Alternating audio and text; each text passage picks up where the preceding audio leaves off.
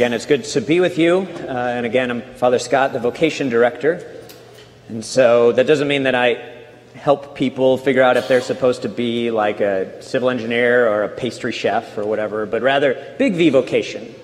So whether someone has a vocation to the priesthood or religious life, to married life, to be consecrated to the Lord, or to be single with a very specific mission from God.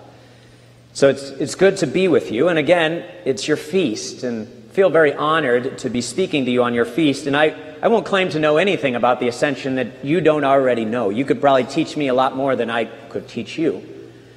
But when I think about the Ascension, one of the things that kind of warms my heart about it is that Jesus is receiving the glory that he deserves. I mean, he came, he lived among us, he gave his life on the cross for us. He completely fulfilled the Father's will for him. And he deserved to be in heaven and to have that glory. They might say, well, of course, but he's the Son of God. Of course he's going to have that. He's always been in heaven. Well, yes, for sure. But if the Old Testament, if the Israelites had been able to glimpse heaven and look there, they would see the second person of the Trinity, but they wouldn't see our humanity. But if we were able to look like the apostles and those early disciples, we would be able to see our humanity in Christ. That's our future. We will one day get to partake of that glory that he rightfully has earned. But we have to not get caught up too much in that. Because the angel is saying to us too, hey, stop looking in the skies. Get out there. Spread the message of this one who has just received the glory, so that everyone else can come to know who he is and to follow him. We're all called to do that. We all do it in different ways. But I think that all of us do it most fundamentally in our vocation. I know you're saying, well, of course you're going to say that. You're the Vocations Director. Well, yes, it's true. But I've also found it in my own life. If you don't mind, I want to give you a little of my background. I grew up in St. Louis, and I'm the youngest of 7 boys and 1 girl. I have 23 nephews and nieces. 5 of them are married. I have 3 great-nephews and a great-niece. That's 49 of us. I know you want to know their names, so here we go. There's my mom, Dad, Bill, Mary Ellen, Den, Rick, Tim, Fred, Tom, Scott, Beth, Brian, Martha, John, Megan, Eric, Tom, Gigi, Aranda, Rebecca, David, Marie, Angela, Aaron, Brianne, Nathan, Mark, Catherine, Monica, Melissa, Kate, Nicholas, Samantha, Maggie, Emma, Sully, Luke, Max, Natalie, Charlie, Gabe, Madison, Jessica, East, Michelle, Michael, Angie, Anna, and Joseph. Nice, big Catholic family. And when you come from a big Catholic family like that, thank you. When you come from a big Catholic family like that, especially one that has 7 boys, you know mom and dad want a priest. Being the youngest, I was hoping it would be someone else. But I watched my brothers get picked off one by one, getting married, until I was the only one left. I was the Luke Skywalker last hope for a priest in the Wallisch family. But I did not want to be a priest. I didn't think it was going to make me happy. I mean, the priests that were at our parish, they were pretty cool. They're nowhere near as awesome as the priest here. And the pastor was kind of grumpy. And the rectory was dismal and depressing. And I just couldn't see myself living like that. That just didn't seem very joyful. So I thought, no way, Instead, I made my own plan for my life. And that plan had 3 parts to it. First, as a kid, I loved to draw, and I loved to build things. And I liked watching things get built. And the idea that I could draw something and give that to somebody else, and they could go and build it, and then I could take my family and friends and show them and say, that building there where people live and work, that was up here. I thought that was really cool.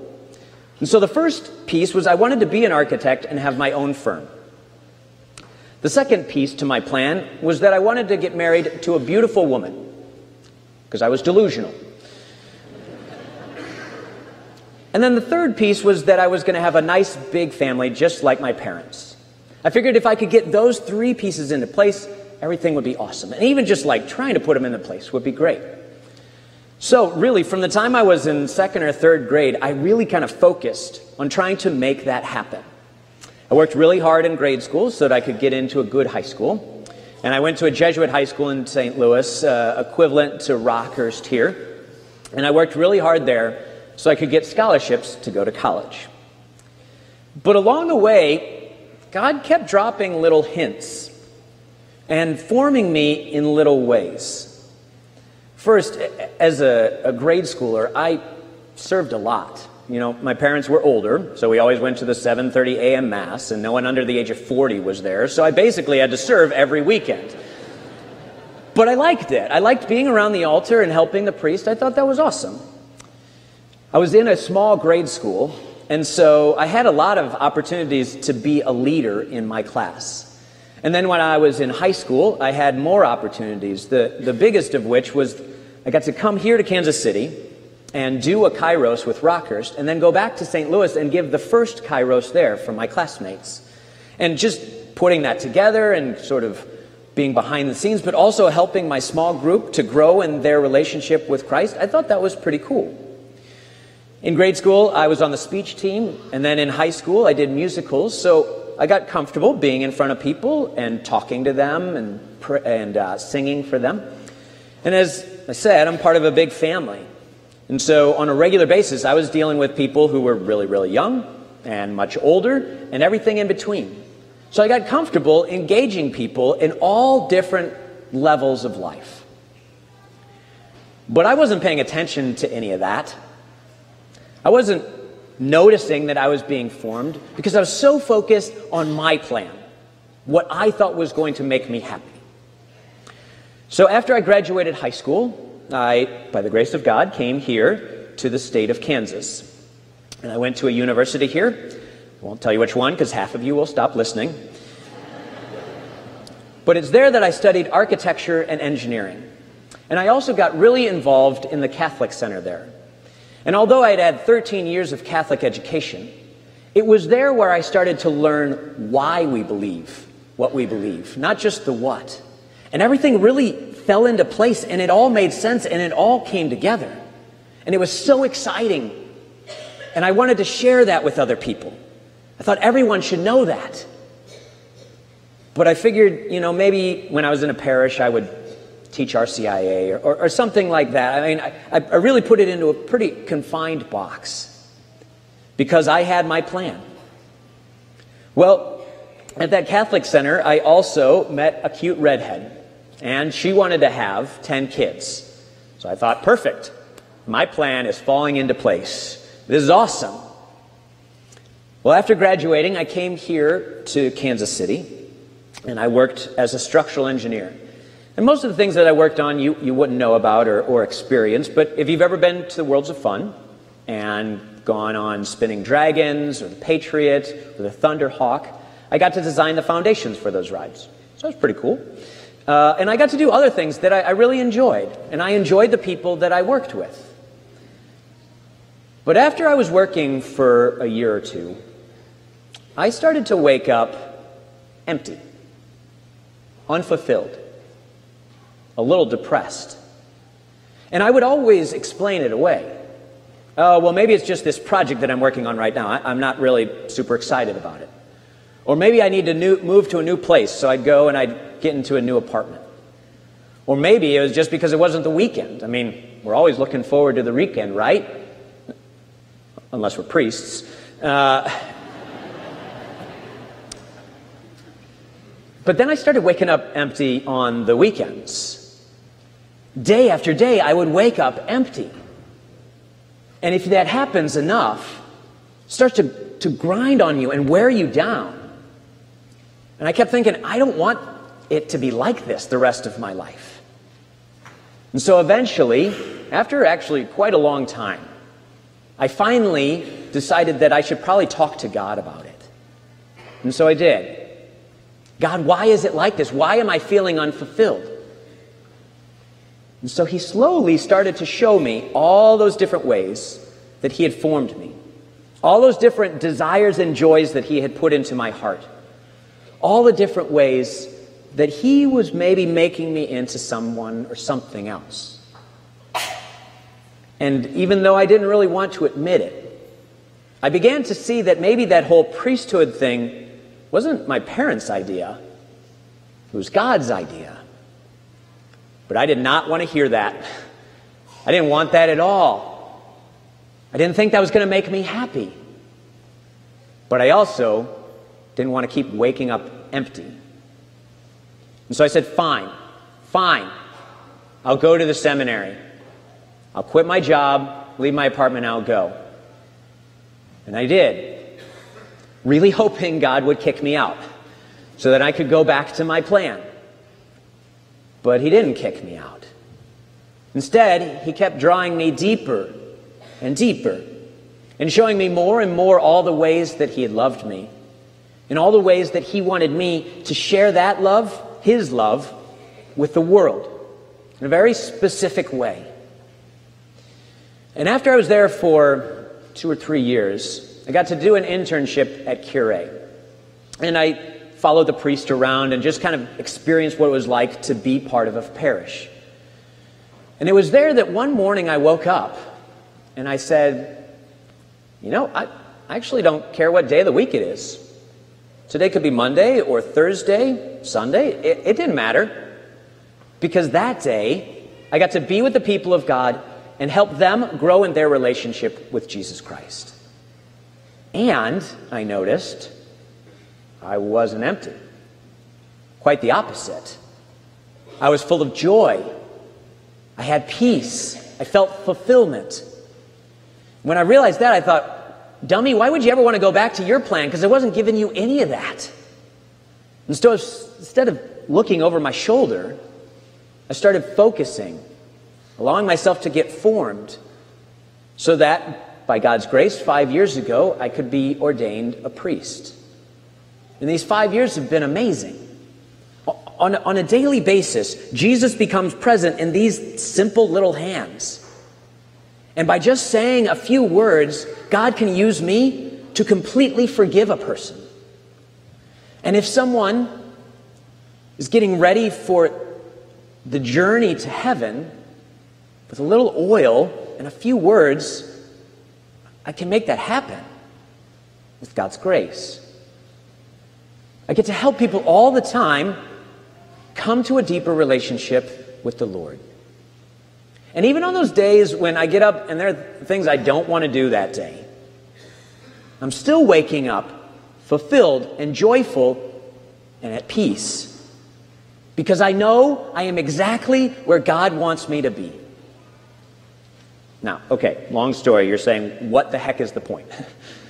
Here's the point. I want that very same thing for all of you. I want you to be able to wake up every morning and go, I know that I am exactly where God wants me to be. And the way we do that is by finding God's vocation for us and living it. So as I look out there, I see a lot of young people. A lot of people who don't have their vocation yet. And so I ask you, do you ask God what he wants from you? Do you ask him what his plan is for you? Do you pay attention to the things that he's doing in your life? Do you ask him what his vocation is for you? He's the one who made you. He knows what he made you for. So why not ask him? Now, for most of you, it's true, probably going to be called to be married, to have a family, to be out in the world evangelizing your coworkers and your neighbors. But here's the thing. I think we can do that with so much more of our heart if we've actually prayed and made sure that that's really what we're called to. So all of you have to ask God. Now, I also know that in a parish like this, there are several people who are being called to be priests and religious. I guarantee it. Friends, if that's you, respond. Say yes. Is it scary? At times. Is it difficult? Sure. Do you have to give up stuff? Of course. But God gives you all the graces that you need to do all of that. But beyond that, if that's what you are made for, that's where you are going to find joy peace, and fulfillment. So say yes. Now, I also look out there and recognize that a lot of you already have your vocation. Okay, well, let's start with the parents and grandparents. Are you encouraging your sons and daughters to think about their vocation, to pray about their vocation, to look into it? Or are you standing in their way? Do you have your own plan for your kids? Friends, don't stand in their way. If they are called to be priests or religious, that's where they're going to find joy. Priests are the most fulfilled profession, and sisters are the happiest people I know. If your kid's called to that, why would you stand in the way of it? Instead, encourage them to know what God has made them for. But beyond that, I'm only one person as vocation director. I can't talk to everyone, be with everyone. I can't find all of the vocations myself. And so I ask you, are you praying for vocations? Are you supporting people who are trying to give their life in service to the church? And are you looking for vocations yourself? If you see someone who you think would be a good priest or religious, do you tell them? New priests will say that 3 different people encourage them to think about the priesthood. You could be one of those 3 for a future priest or sister, but you have to open your mouth. Tell them. But beyond all of that, I ask you this. How you live in your vocation? Do you remember that you have one? You do. Every single one of you does. So how are you doing? Are you loving the people that God has placed into your life? Or are you just floating? Just floating from one weekend to the next. Just floating from one K-State football season to the next, one KU basketball game to the next. Well, friends, stop floating. Stop. And start living the vocation that you've been given. If you do that, 3 things will happen. 1, you'll give glory to the God who deserves it. 2, you will inspire people around you to find their vocation and live it. And 3, you yourself will find joy, peace, and fulfillment. Friends, I am firmly convinced that if all billion of us stopped floating as Catholics and started finding God's will for our life and living it, we would change the world overnight. Overnight. But we've got to stop floating. So today I come before you asking you, begging you, to ask God what He made you for, and then to live it with your whole heart. You will be blown away about how He responds with His joy, peace, and fulfillment.